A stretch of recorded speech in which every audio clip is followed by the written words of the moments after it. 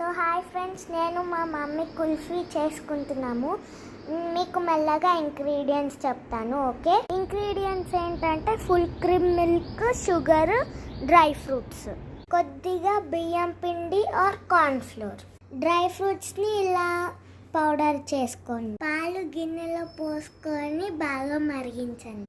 పాలల్లో కొంచెం పాలు తీసుకొని దాంట్లో బియ్యం పిండి కానీ కార్న్ ఫ్లోర్ కానీ వేసుకోండి. మరుగుతున్న పాలల్లో 2 స్పూన్స్ డ్రై ఫ్రూట్స్ పౌడర్ వేసుకోండి. డ్రై ఫ్రూట్స్ పౌడర్ వేసాక 2-3 మినిట్స్ మరగనివ్వండి. 5 స్పూన్స్ షుగర్ వేసుకోండి.